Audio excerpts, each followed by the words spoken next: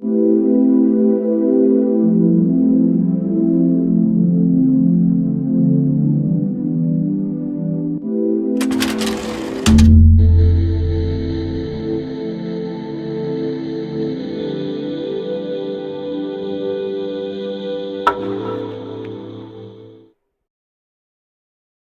pues muchas gracias por estar el día de hoy aquí.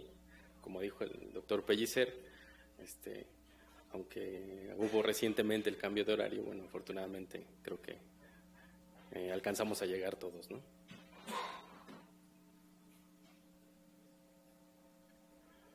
Bueno, voy a comenzar hablándoles un poco acerca de las propiedades de las membranas celulares. Las membranas celulares principalmente se encargan de separar dos medios químicamente y bioquímicamente diferentes, el medio intracelular y el medio extracelular. Estos dos medios deben de estar finamente regulados debido a que alteraciones en la composición química del medio interno, del medio externo, tiene repercusiones a nivel de la función de la célula. Una de las características que tienen las membranas celulares es que separan estos dos medios conductores y una distribución diferencial de iones, tanto fuera como dentro de la célula, es lo que genera una propiedad que se conoce como el voltaje de membrana, el cual, si lo podemos medir en una célula, el interior de la célula es negativo respecto al exterior celular. Básicamente, como les decía, esta diferencia de potencial se encuentra determinada por la presencia de una concentración diferencial de iones tanto fuera como dentro de la célula. En células excitables se lleva a cabo un proceso mediante el cual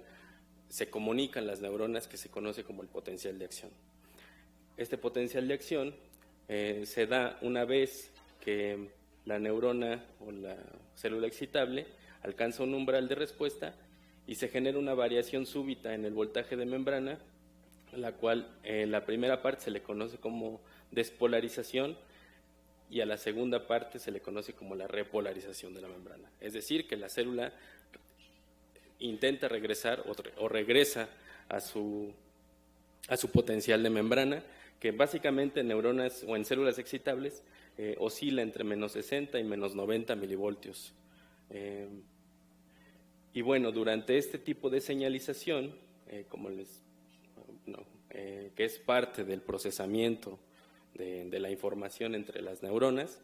se activan dos conductancias principales, una que es la conductancia de sodio y otra que es la conductancia de potasio.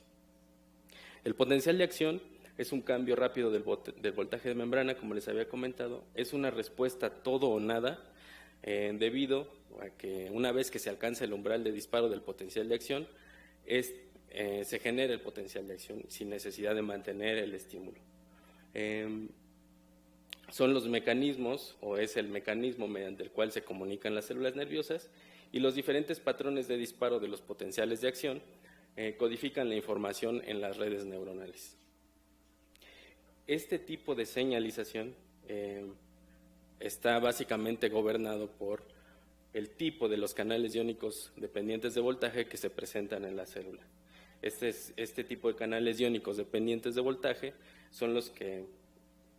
determinan la frecuencia de disparo, la morfología del potencial de acción y la capacidad de que se regenere este tipo de señalización.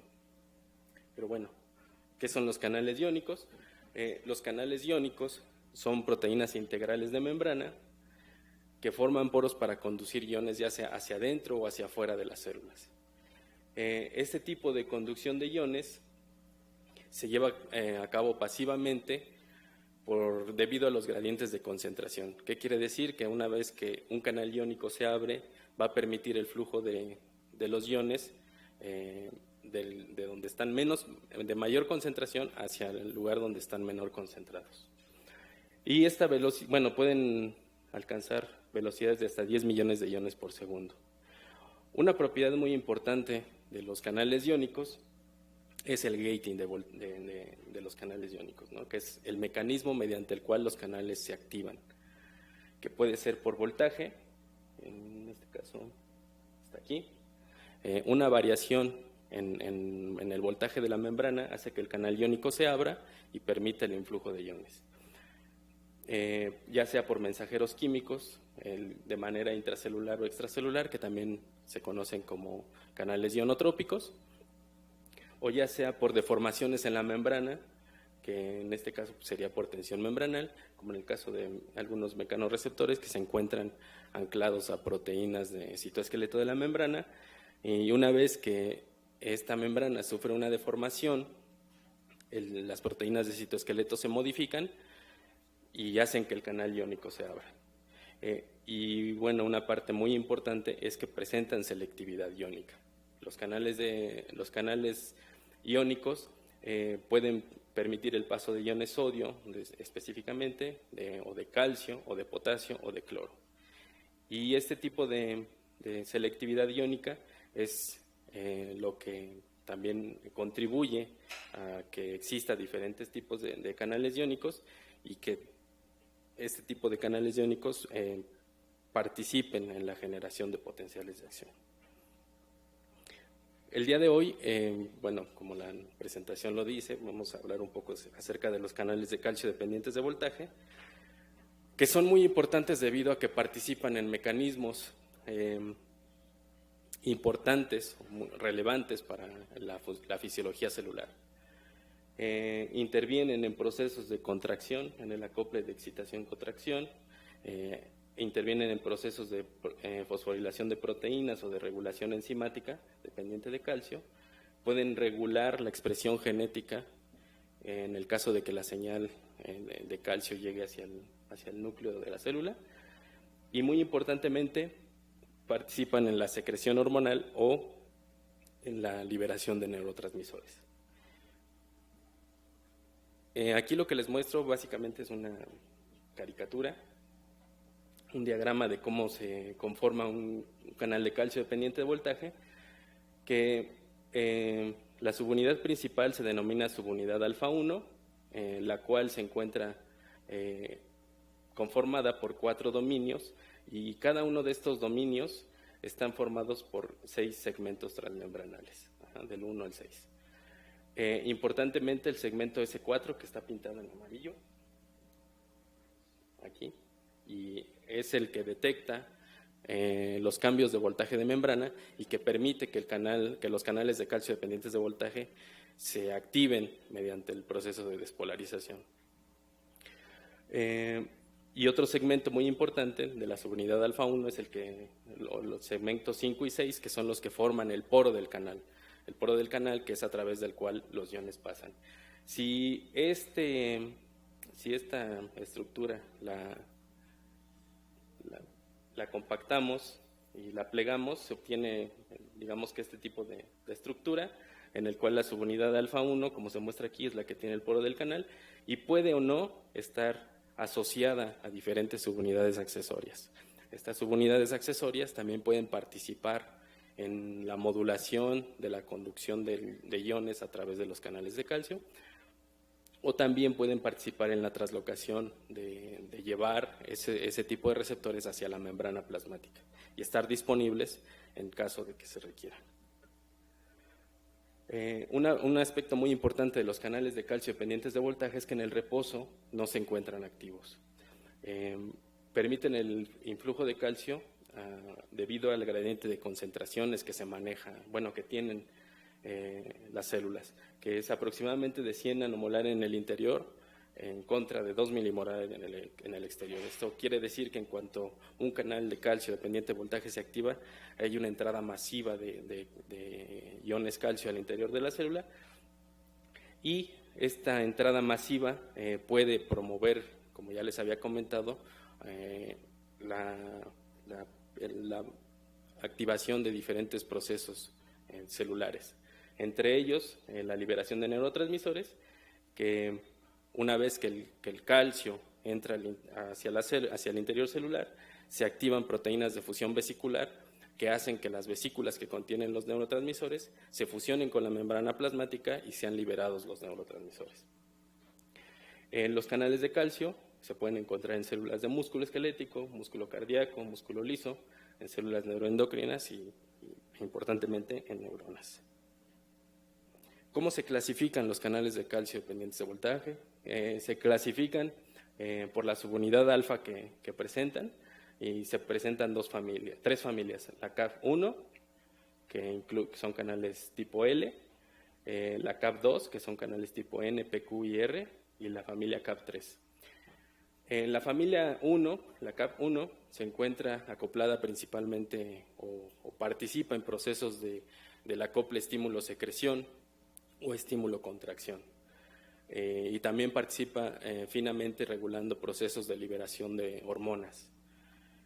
La familia CAF2, canales N, P, Q y R, participan en un proceso, importantemente en este proceso de la liberación de neurotransmisor, mientras que la familia CAF3 participa en el disparo repetitivo de algunos tipos celulares y también promoviendo la actividad eléctrica tipo marcapaso. Como les comentaba, una parte importante de lo que queremos platicar el día de hoy es acerca de los canales que están involucrados en la liberación de los neurotransmisores. La liberación de los neurotransmisores se lleva a cabo a través de un proceso en la sinapsis química. Los neurotransmisores, es un diagrama que ejemplifica cómo se lleva a cabo la liberación del neurotransmisor. Los neurotransmisores se encuentran empaquetados en vesículas, en los sitios activos de liberación, y una vez que estas señales eléctricas que llegaron, el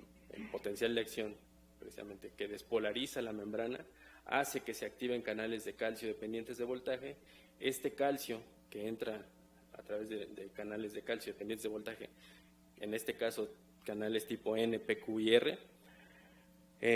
promueve que se activen proteínas de fusión vesicular, las cuales hacen que las proteínas, o mejor dicho, las vesículas, se fusionen con la membrana plasmática y se libera el neurotransmisor, que teniendo un efecto en la neurona posináptica. Este efecto se termina una vez que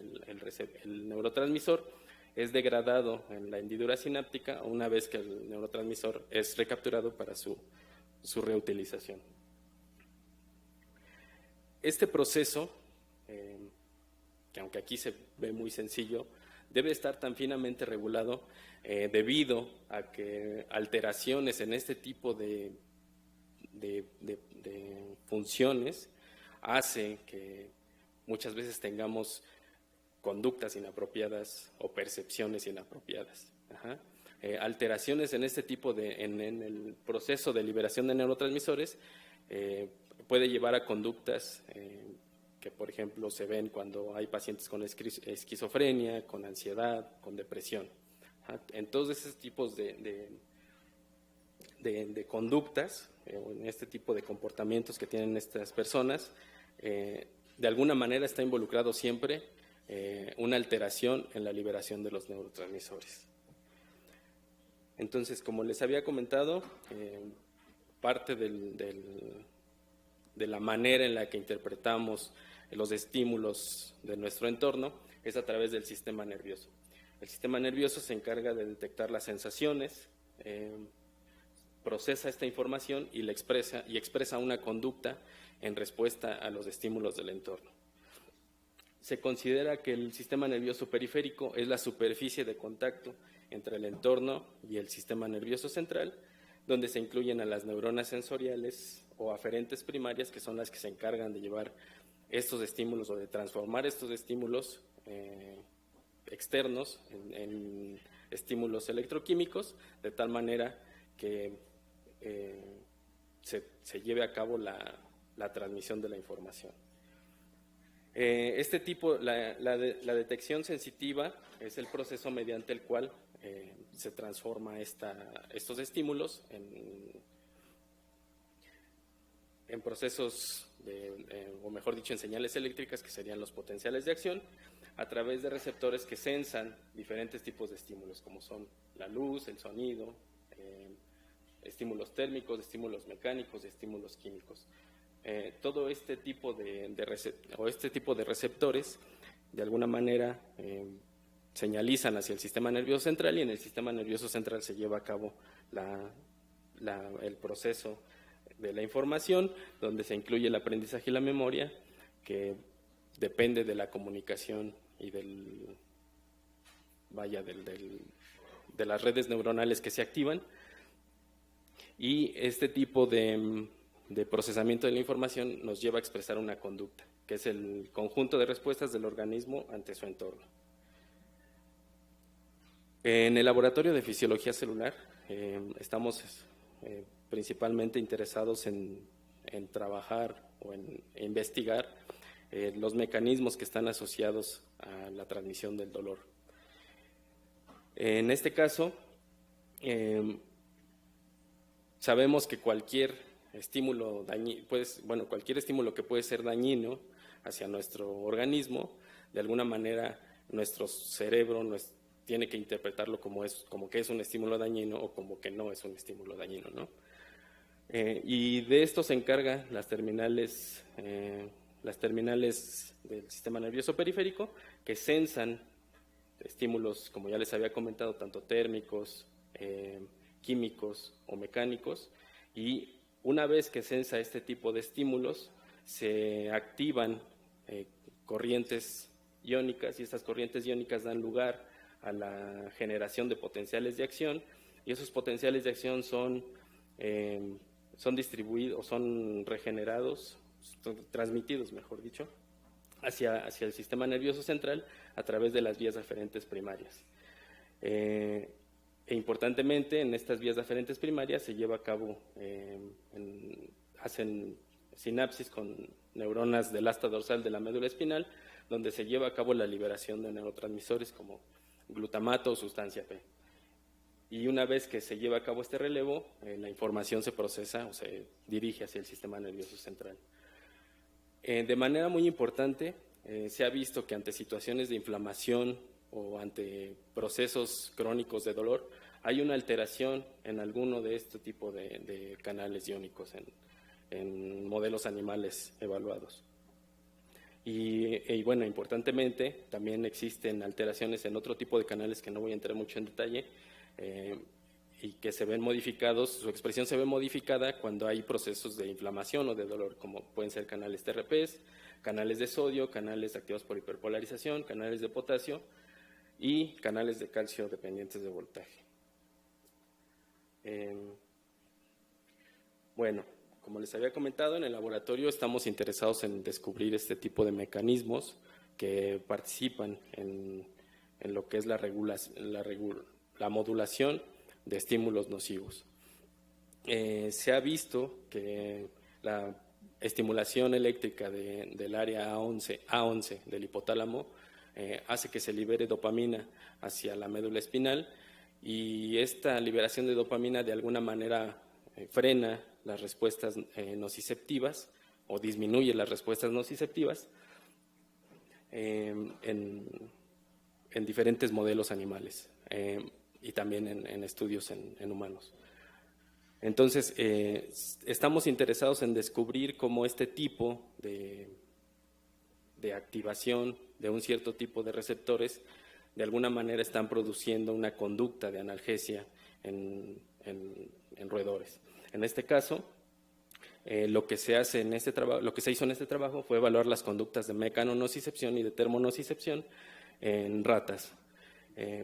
Estas conductas son evaluadas una vez que son inyectadas intratecalmente con quinpirol, que es un agonista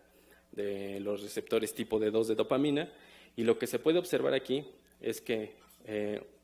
en círculos negros, cuando las ratas son inyectadas con el vehículo, no hay una modificación en la respuesta de mecanonocicepción en ratas inyectadas con el vehículo intratecalmente. Sin embargo, cuando las ratas son inyectadas con quinpirol, hay un porcentaje de cambio que quiere decir que tarda más tiempo en retirar la pata ante un estímulo mecánico la rata, y de tal manera que se genera analgesia incluso 1 hora después de que se inyectó el quinpirol. Y este efecto es revertido cuando se adiciona o cuando se coadministra una combinación de antagonistas específicos de los receptores de dopamina intratecalmente junto con quinpirol. De tal manera que este efecto analgésico solamente se observó en la conducta de mecanonocicepción y no en la conducta de termonocicepción. Interesados en determinar cuál es el posible mecanismo celular a través del cual está actuando el quinpirol, decidimos trabajar con neuronas de ganglio de la raíz dorsal aisladas, a las cuales fueron administradas o se les administró quinpirol para ver el efecto que tiene la administración de un agonista de receptores tipo D2 en la actividad eléctrica o en los canales de calcio dependientes de voltaje de estas neuronas. Y lo que hacemos es que utilizamos ratas Wistar, a las cuales se les hace un proceso de laminectomía para obtener los ganglios de la raíz dorsal. Una vez que se obtienen los ganglios de la raíz dorsal y a través de un proceso de digestión enzimática y digestión mecánica, obtenemos las neuronas de ganglio de la raíz dorsal. No sé si se distingan bien porque es que aquí en la computadora se ve bien, pero yo no las veo muy bien aquí. Pero aquí se ve la membrana de una de ellas, aquí hay otra, aquí hay otra, aquí hay otra. Entonces, este tipo de neuronas, una vez que están disociadas, lo que hacemos es mantenerlas en cultivo y 24 horas después de que las cultivamos, las llevamos a nuestro equipo para el registro electrofisiológico. Las dejamos que se recuperen del proceso enzimático y mecánico y de tal manera que una vez que están recuperadas, las llevamos al setup de registro. En el setup, que consta de un microscopio para poder observar las células y un sistema de perfusión para poder administrar los fármacos que deseamos administrar hacia las células en registro, y consta de un equipo que es el amplificador, que es el equipo que nos va a permitir evaluar las corrientes o el voltaje de la membrana de las células, y este amplificador está conectado a una tarjeta analógico digital que permite digitalizar la señal y poder tenerla en una computadora para poder analizarla y poder mostrarles aquí los datos que hemos obtenido de este estudio. Básicamente las neuronas del ganglio de la raíz dorsal se considera que hay una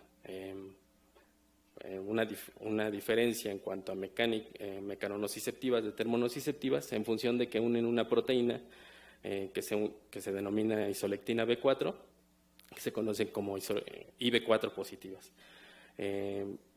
Principalmente esta característica es una característica que tienen las neuronas mecanonociceptivas, mientras que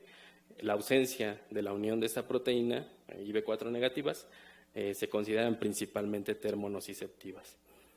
Entonces lo que hicimos fue que una vez que tenemos a nuestra neurona en registro, evaluamos el voltaje de membrana y ante un estímulo de inyección de corriente cuadrado, vemos que, no se distingue bien, pero aquí están superpuestos los trazos control, que son en negros, y los trazos en presencia de quinpirol, que están en gris, pero no se ve una diferencia significativa en el disparo de potenciales de acción, ni en neuronas IB4 positivas, ni en neuronas IB4 negativas. Cuando cambiamos el tipo de estimulación hacia una rampa para forzar un poquito la respuesta de estas neuronas, tampoco se observa una diferencia significativa entre la situación control y en presencia de quinpirol, por lo cual decidimos evaluar qué sucedía con las corrientes de calcio. Y lo que obtuvimos es que en las corrientes de calcio hay una disminución de aproximadamente un 30% en la mitad de neuronas IB4 positivas, y esta disminución no se observa en neuronas IB4 negativas. De tal manera que estos resultados o este tipo de patrón en la disminución de la corriente de calcio por medio de la activación de receptores tipo D2 en neuronas de ganglio de la raíz dorsal,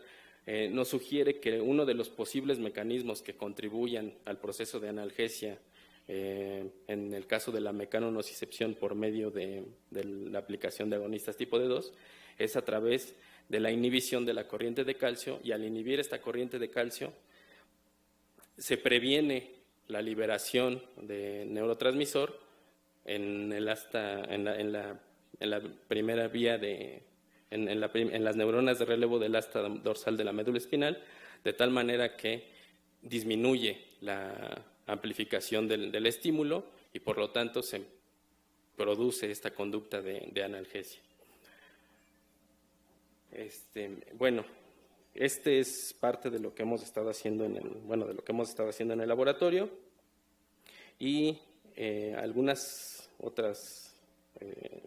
dos situaciones más que estamos interesados en descubrir en el laboratorio, de estudiar, es qué pasa, por ejemplo, en el dolor neuropático inducido por quimioterapia. Hay mucha controversia acerca de cuáles son los fenómenos que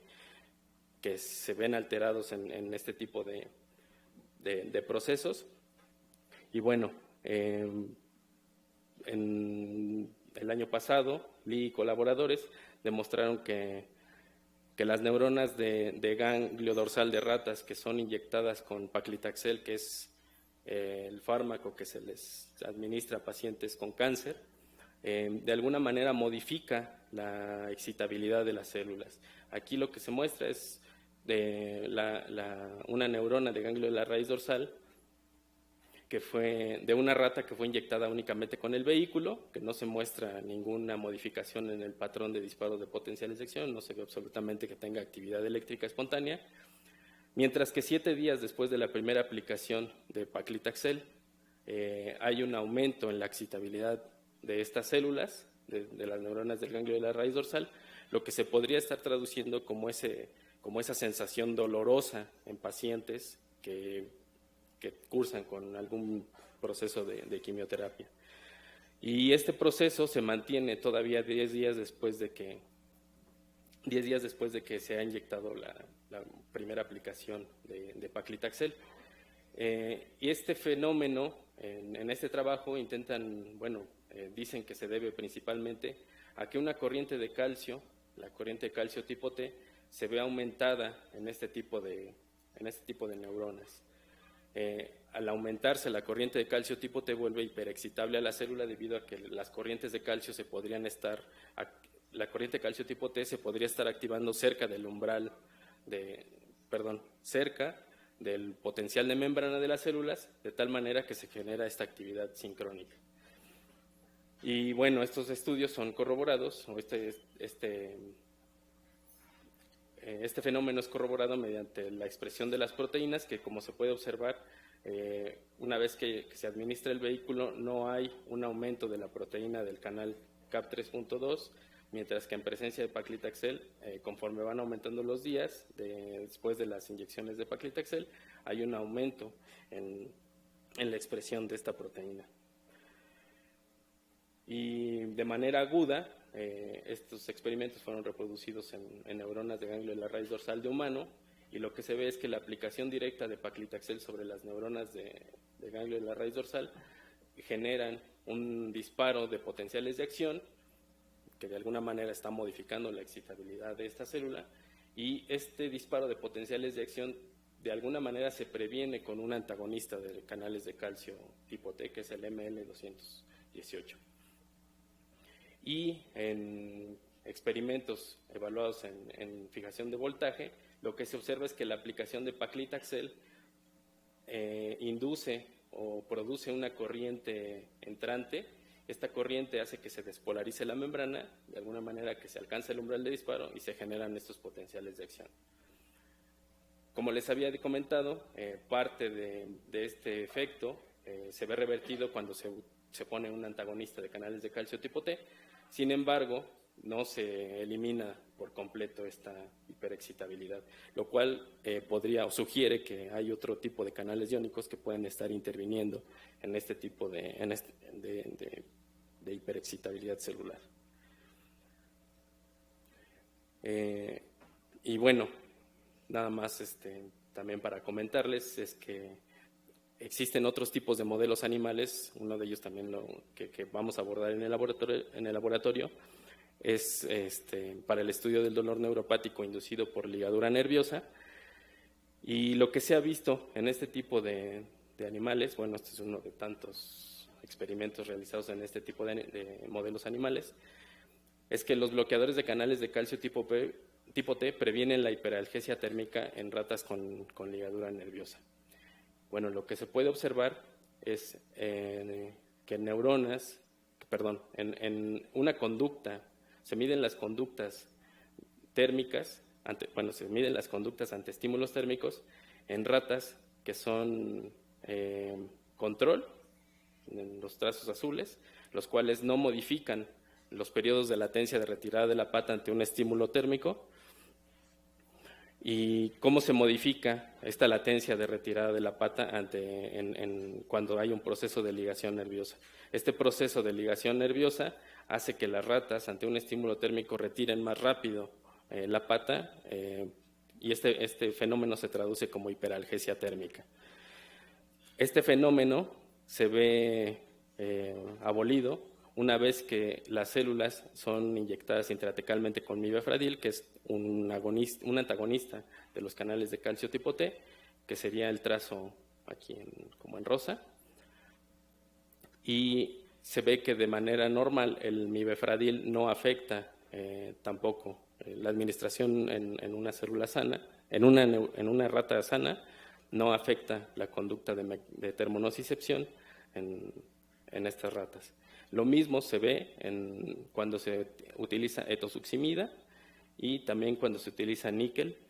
que ambos son también considerados como bloqueadores de canales de calcio tipo T.